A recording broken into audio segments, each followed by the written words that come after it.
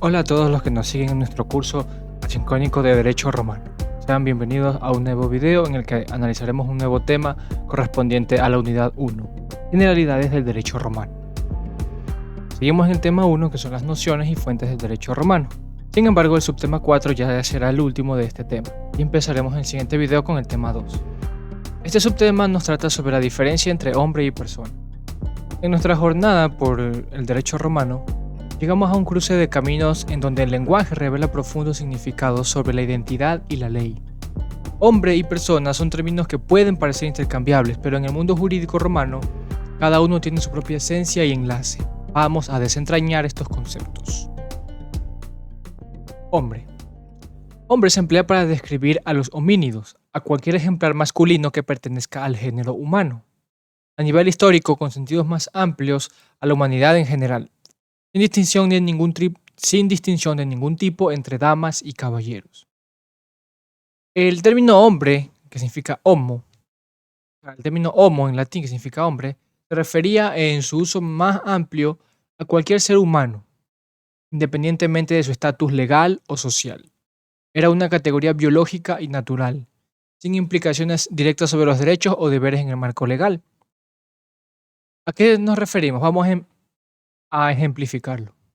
En la sociedad romana, esclavos, ciudadanos, mujeres y niños podían ser considerados bajo la categoría de hombre, sin distinción en cuanto a su condición biológica. Es decir, de manera general, a veces se utiliza hombre como sinónimo de humano.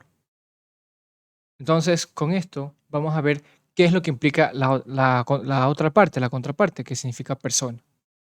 Persona hace referencia a un ser con poder de raciocinio, que posee conciencia sobre sí mismo y que cuenta con su propia identidad. Una persona es un ser capaz de vivir en sociedad y tiene sensibilidad, además de contar con inteligencia y voluntad. ¿Qué es lo que ocurre aquí? Persona es un concepto jurídico que se confería a un conjunto de derechos y deberes, derechos a la sensibilidad, a la inteligencia, a vivir en sociedad. Y todos esos seres humanos que tenían ese derecho eran considerados personas en el sentido legal.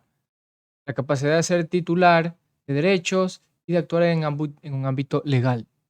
La capacidad de ser titular de derechos es la capacidad de goce, y la capacidad de ejercicio son las que el ser humano, o sea, la persona puede hacer en el ámbito legal, capacidad de ejercicio. Entonces, ¿en qué se diferencia bajo esta clave un hombre de una persona? Porque una persona también puede ser una mujer o un niño, porque tienen derechos. Y sí, pero aquí viene un ejemplo crucial y una diferencia crucial. Los esclavos eran considerados hombres, pero no personas, en el sentido pleno, porque no poseían derechos legales propios hasta que eran liberados y adquirían la condición de personas libres. Es decir, una vez que un esclavo no era una persona, a pesar de que es capaz de vivir en sociedad y tiene sensibilidad, la segunda definición que dimos, que es una persona con derechos de goce y plenitud, no los aplicaba. Entonces, un esclavo no era una persona, no tenía derechos a nada más allá de vivir y trabajar.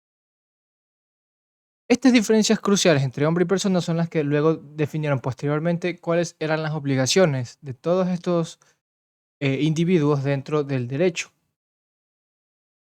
Explorar cómo la distinción entre hombre y persona se manifiesta en las cuestiones modernas, como la personería jurídica de las corporaciones o los derechos de los no nacidos o el estatus legal de los refugiados e inmigrantes, es lo que esta diferenciación ha permitido en la actualidad o en el derecho moderno, eh, digamos que poder definir las bases de cuando una persona simplemente interactúa con los demás, generando así derechos o obligaciones innatas de esta interacción, o simplemente tiene sus derechos de nacimiento, el derecho a la vida, el derecho a la salud, etc.